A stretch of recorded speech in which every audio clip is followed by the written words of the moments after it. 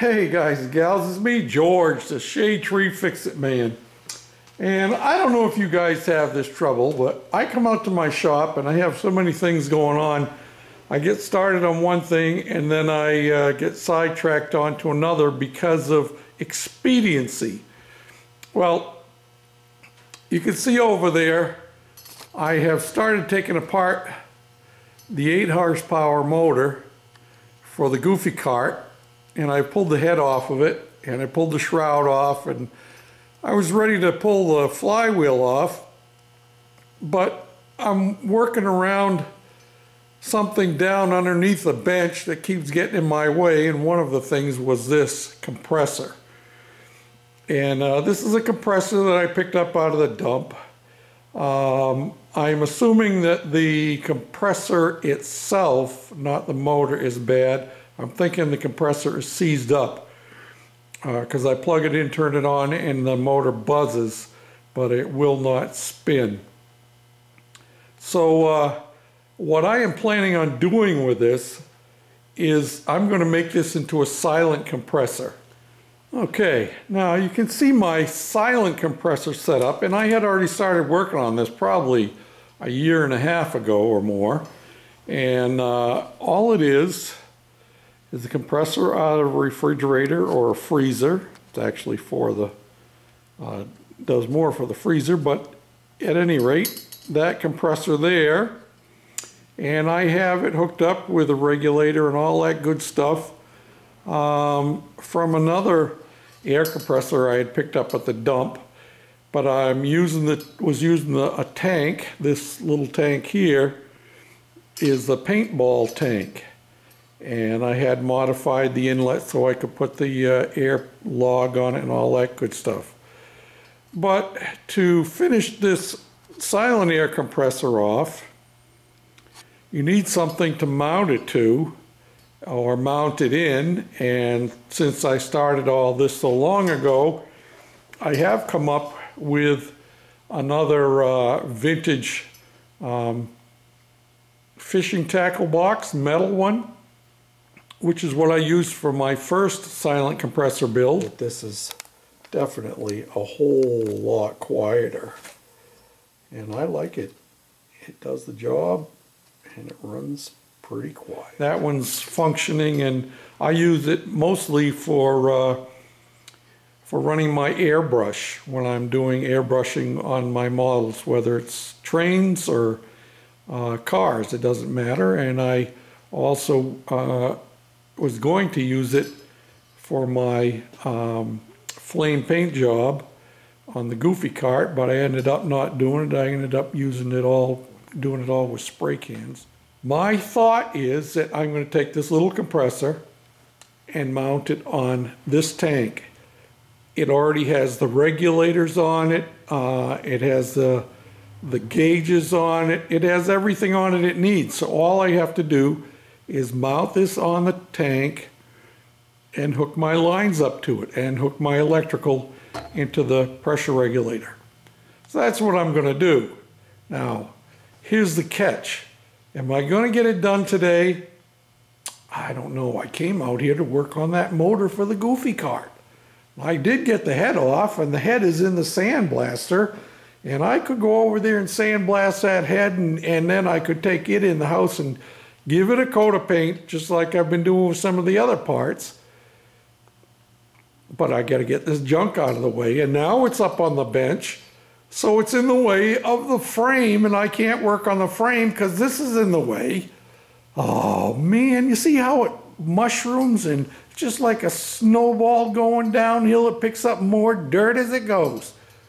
So hold on to your hats, and we'll see if I can get this done today or not.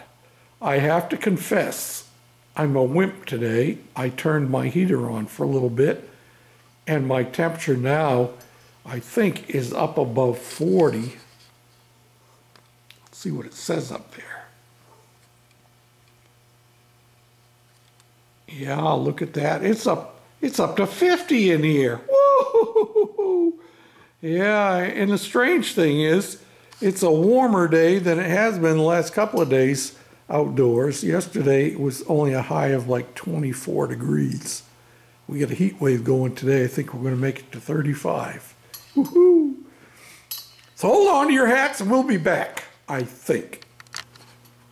Just a quick note as I'm taking this apart, this engine actually, electric motor, actually has two, what's the word I want? Capacitor for starting the motor. And the motor itself is seized up. It does not turn. And my guess is that you'll see right here, that was where the oil fill was, and that's broken off. And there is no oil in there.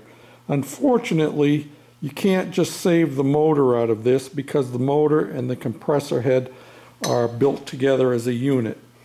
But we are going to save those capacitors because they can come in real handy for other applications. Waste not, want not. Just as I had expected, the motor now turns, but it only turns so far because the crank, the connecting rod is frozen to the crankshaft. Too bad, because doesn't look like it had a whole lot of use. Even the cylinder bore still has its original crash hatch in it, so it hadn't had a lot of run hours on it. What a waste. And it's cast iron, it's not aluminum like so many are. Yep. A little maintenance goes a long way. But now, we're ready to lift that puppy off of there.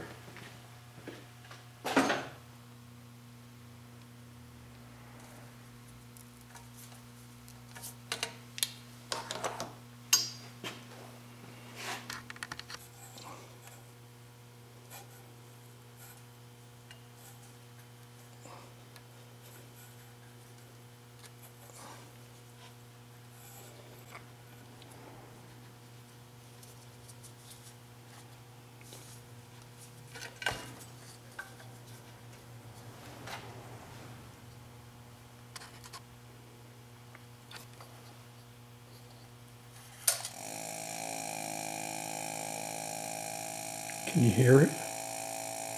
Yep. Now we just got to hook it up to the tank. Well, there she is. She's not completely done yet, but you can see I took the original regulator and stuff off that was on the compressor before because it had a valve underneath. Let me see if I can show you here. Had this little valve right here that was leaking, and I couldn't get it to stop leaking. And yeah, so nothing was registering. So I took all the garbage that I had on the top of that paintball tank, and I rearranged it a little bit and put it on top of here. And now this ain't gonna build up power real fast, not like it would have if it was just on that little tank, because we have a, what is it, a 3-gallon tank, something like that. And so it's going to take a while for this little compressor to get it up to snuff, you know. Been running for about a minute, and we're up to what, 22 pounds there, something like that. Well, you can hear how noisy it is. This one's noisier than my last one was, and I'm sure I still have some leaks around here in some places. I had one up here. I think I've gotten this one taken care of. Not sure. And I had to take a bunch of these fittings apart, so any one of them could be leaking. Yeah, see, it's leaking right down there at the tank pretty good.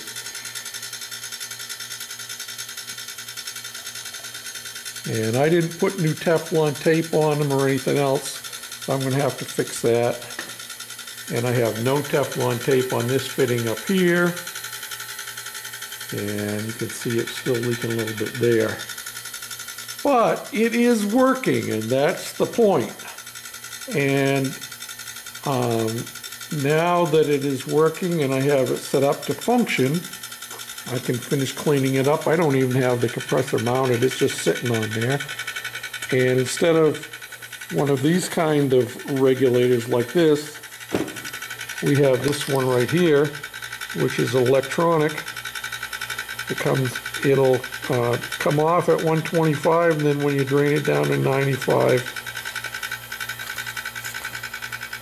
it'll come back on. There, you can see it better. Get it to focus on the thing. And she's quieting down a little bit now. Yeah. Oh, I see another little leak there. I didn't know that was there. So I got a little bit of work to do. But anyway, that's the end of this project for today. Yeah, you can see all the bubbling places all around. Yep. No big deal. So there you have another quickie project. Thanks for watching, commenting, and subscribing. Until next time, this is George saying bye for now.